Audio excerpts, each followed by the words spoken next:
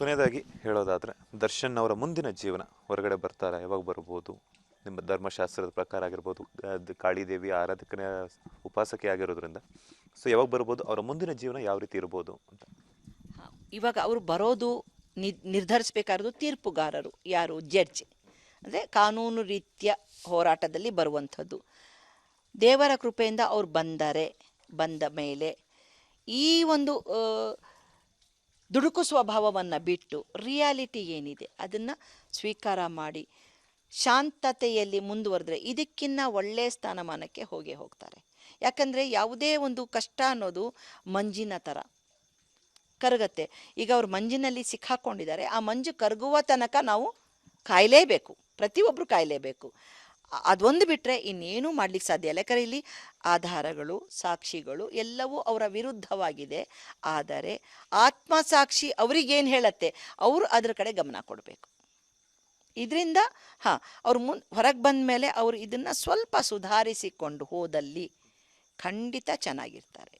ಅದಕ್ಕೂ ಹೆಚ್ಚಾಗಿ ಅವರ ಧರ್ಮಪತ್ನಿ, ಅವರ ಮಗು, ಅಂದರೆ ಅವರ ಮಗ ಒಬ್ಬ ಇದ್ದಾರಲ್ಲ, ಅವರಿಗೆ ಒಂದು ಭವಿಷ್ಯ ಸಿಗೋದ್ರಲ್ಲಿ ಡೌಟ್ ಇಲ್ಲ.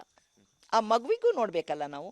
ಈಗ ಇವ್ರದ್ದೆಲ್ಲ ಮಾತಾಡ್ತೀವಿ, ಆ ಪಾಪ ಮಗು ಅದೆಲ್ಲಿ ಹೋಗಬೇಕು ಅಂದರೆ, ಸ್ನೇಹಿತರಲ್ಲಿ ಹೋದಾಗ ಇರ್ತಾರೆ ಜನ, ಟಾಂಟ್ ಕೊಡೋರು ಇರ್ತಾರೆ. ಆ ಮಗುವಿನ ಮನೋಸ್ಥಿತಿ ಏನಾಗಬೇಕು ಅಲ್ವಾ? ಅದನ್ನು ಇವಾಗ ಹೋದವ್ರು ಯಾರೂ ವಾಪಸ್ ಬರಲ್ಲ. ಇರೋರು ಚೆನ್ನಾಗಿರಬೇಕು ಅಂದರೆ ಇರೋದನ್ನು ನಾವು ಅಕ್ಸೆಪ್ಟ್ ಮಾಡ್ಕೋಬೇಕು. ಎಸ್, ಹಿಂಗಾಗೋಗಿದೆ, ಇನ್ನು ಮುಂದೆ ಹಿಂಗಾಗಬಾರ್ದು, ಅದಕ್ಕೇನು ಬೇಕು ಪ್ಲ್ಯಾನ್ ಮಾಡ್ಕೋಬೇಕು ಅಲ್ವಾ? ಇದು ಅಫ್ಕೋರ್ಸ್ ತಗೊಳ್ಳೋದು ಕಷ್ಟ ಆಗುತ್ತೆ. ನಾವೆಲ್ಲ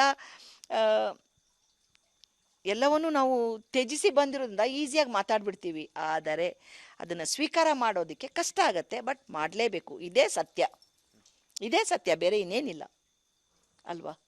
ಇವಾಗ ಅವ್ರು ಹೋದ್ರು, ಇಲ್ಲ ಇವ್ರಿಗೆ ಶಿಕ್ಷೆ ಆಗೇ ಬಿಡಬೇಕು ಅಂತ ನಾವು ಹೇಳೋದು ತಪ್ಪಾಗತ್ತೆ. ನಾವ್ಯಾರು ಹೇಳೋಕ್ಕೆ? ಮೇಲೊಬ್ಬ ಇದ್ದಾನೆ, ಅವನು ಹೇಳಬೇಕು. ಅವನು ಹೇಳೋದು ಯಾವ ಥರ ಹೇಳ್ತಾನೆ, ತೀರ್ಪುಗಾರರ ಮನಸ್ಸಿನ ಮೇಲೆ ಅವನ ಪ್ರಭಾವವನ್ನು ಬೀರಬೇಕು.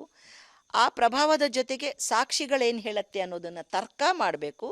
ತರ್ಕ ಮಾಡಿದ ನಂತರ ಮತ್ತೊಮ್ಮೆ ಅವರು ತೀರ್ಪನ್ನು ಕೊಡಬೇಕು. ಕೊನೆಯದಾಗಿ ಹೇಳೋದಾದರೆ ದರ್ಶನ್ ಅವರ ಮುಂದಿನ ಜೀವನ ಹೊರಗಡೆ ಬರ್ತಾರೆ, ಯಾವಾಗ ಬರ್ಬೋದು? ನಿಮ್ಮ ಧರ್ಮಶಾಸ್ತ್ರದ ಪ್ರಕಾರ ಆಗಿರ್ಬೋದು, ಅದು ಕಾಳಿದೇವಿ ಆರಾಧಕನ ಉಪಾಸಕೆ ಆಗಿರೋದ್ರಿಂದ ಸೊ ಯಾವಾಗ ಬರ್ಬೋದು, ಅವರ ಮುಂದಿನ ಜೀವನ ಯಾವ ರೀತಿ ಇರ್ಬೋದು ಅಂತ? ಇವಾಗ ಅವರು ಬರೋದು ನಿರ್ಧರಿಸಬೇಕಾಗಿರೋದು ತೀರ್ಪುಗಾರರು, ಯಾರು ಜಡ್ಜ್, ಅಂದರೆ ಕಾನೂನು ರೀತಿಯ ಹೋರಾಟದಲ್ಲಿ ಬರುವಂಥದ್ದು. ದೇವರ ಕೃಪೆಯಿಂದ ಅವ್ರು ಬಂದ ಮೇಲೆ ಈ ಒಂದು ದುಡುಕು ಸ್ವಭಾವವನ್ನು ಬಿಟ್ಟು ರಿಯಾಲಿಟಿ ಏನಿದೆ ಅದನ್ನು ಸ್ವೀಕಾರ ಮಾಡಿ ಶಾಂತತೆಯಲ್ಲಿ ಮುಂದುವರೆದ್ರೆ ಇದಕ್ಕಿನ್ನ ಒಳ್ಳೆಯ ಸ್ಥಾನಮಾನಕ್ಕೆ ಹೋಗ್ತಾರೆ. ಯಾಕಂದರೆ ಯಾವುದೇ ಒಂದು ಕಷ್ಟ ಅನ್ನೋದು ಮಂಜಿನ ಥರ ಕರಗತ್ತೆ. ಈಗ ಅವ್ರು ಮಂಜಿನಲ್ಲಿ ಸಿಕ್ಕಾಕೊಂಡಿದ್ದಾರೆ, ಆ ಮಂಜು ಕರಗುವ ತನಕ ನಾವು ಕಾಯಲೇಬೇಕು, ಪ್ರತಿಯೊಬ್ಬರು ಕಾಯಲೇಬೇಕು. ಅದೊಂದು ಬಿಟ್ಟರೆ ಇನ್ನೇನೂ ಮಾಡ್ಲಿಕ್ಕೆ ಸಾಧ್ಯ ಇಲ್ಲ. ಯಾಕಂದರೆ ಇಲ್ಲಿ ಆಧಾರಗಳು, ಸಾಕ್ಷಿಗಳು ಎಲ್ಲವೂ ಅವರ ವಿರುದ್ಧವಾಗಿದೆ. ಆದರೆ ಆತ್ಮಸಾಕ್ಷಿ ಅವರಿಗೇನು ಹೇಳತ್ತೆ, ಅವರು ಅದರ ಕಡೆ ಗಮನ ಕೊಡಬೇಕು. ಇದರಿಂದ ಅವ್ರು ಹೊರಗೆ ಬಂದ ಮೇಲೆ ಅವರು ಇದನ್ನು ಸ್ವಲ್ಪ ಸುಧಾರಿಸಿಕೊಂಡು ಹೋದಲ್ಲಿ ಖಂಡಿತ ಚೆನ್ನಾಗಿರ್ತಾರೆ. ಅದಕ್ಕೂ ಹೆಚ್ಚಾಗಿ ಅವರ ಧರ್ಮಪತ್ನಿ, ಅವರ ಮಗು, ಅಂದರೆ ಅವರ ಮಗ ಒಬ್ಬ ಇದ್ದಾರಲ್ಲ, ಅವರಿಗೆ ಒಂದು ಭವಿಷ್ಯ ಸಿಗೋದ್ರಲ್ಲಿ ಡೌಟ್ ಇಲ್ಲ. ಆ ಮಗುವಿಗೂ ನೋಡಬೇಕಲ್ಲ ನಾವು. ಈಗ ಇವ್ರದ್ದೆಲ್ಲ ಮಾತಾಡ್ತೀವಿ, ಆ ಪಾಪ ಮಗು ಅದೆಲ್ಲಿ ಹೋಗಬೇಕು ಅಂದರೆ, ಸ್ನೇಹಿತರಲ್ಲಿ ಹೋದಾಗ ಇರ್ತಾರೆ ಜನ, ಟಾಂಟ್ ಕೊಡೋರು ಇರ್ತಾರೆ. ಆ ಮಗುವಿನ ಮನೋಸ್ಥಿತಿ ಏನಾಗಬೇಕು ಅಲ್ವಾ? ಅದನ್ನು ಇವಾಗ ಹೋದವ್ರು ಯಾರೂ ವಾಪಸ್ ಬರಲ್ಲ. ಇರೋರು ಚೆನ್ನಾಗಿರಬೇಕು ಅಂದರೆ ಇರೋದನ್ನು ನಾವು ಅಕ್ಸೆಪ್ಟ್ ಮಾಡ್ಕೋಬೇಕು. ಎಸ್, ಹಿಂಗಾಗೋಗಿದೆ, ಇನ್ನು ಮುಂದೆ ಹಿಂಗಾಗಬಾರ್ದು, ಅದಕ್ಕೇನು ಬೇಕು ಪ್ಲ್ಯಾನ್ ಮಾಡ್ಕೋಬೇಕು ಅಲ್ವಾ? ಇದು ಅಫ್ಕೋರ್ಸ್ ತಗೊಳ್ಳೋದು ಕಷ್ಟ ಆಗುತ್ತೆ. ನಾವೆಲ್ಲ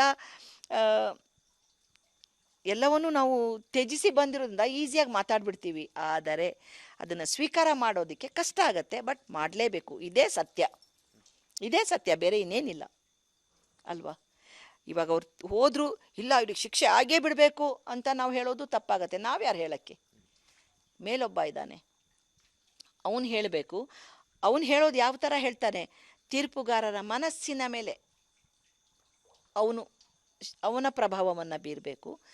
ಆ ಪ್ರಭಾವದ ಜೊತೆಗೆ ಸಾಕ್ಷಿಗಳೇನು ಹೇಳುತ್ತೆ ಅನ್ನೋದನ್ನು ತರ್ಕ ಮಾಡಬೇಕು. ತರ್ಕ ಮಾಡಿದ ನಂತರ ಮತ್ತೊಮ್ಮೆ ಅವರು ತೀರ್ಪನ್ನು ಕೊಡಬೇಕು. ಅನುಕ್ಷಣದ ಸುದ್ದಿಗಳಿಗಾಗಿ ವಿಸ್ತಾರ ನ್ಯೂಸ್ ಯೂಟ್ಯೂಬ್ ಚಾನೆಲ್ ಸಬ್ಸ್ಕ್ರೈಬ್ ಮಾಡಿ. ಹೊಸ ಸುದ್ದಿಗಳ ನೋಟಿಫಿಕೇಶನ್ಗಾಗಿ ಬೆಲ್ ಐಕಾನ್ ಕ್ಲಿಕ್ ಮಾಡಿ. ಲೇಟೆಸ್ಟ್ ಅಪ್ಡೇಟ್ಸ್ಗಾಗಿ www.vistaranews.com ವೆಬ್ಸೈಟ್ಗೆ ವಿಸಿಟ್ ಮಾಡಿ. ಅಂಗೈಯಲ್ಲೇ ಜಗತ್ತಿನ ಸುದ್ದಿ ತಿಳಿಯಲು ವಿಸ್ತಾರ ನ್ಯೂಸ್ ಕನ್ನಡ ಆಪ್ ಡೌನ್ಲೋಡ್ ಮಾಡಿ.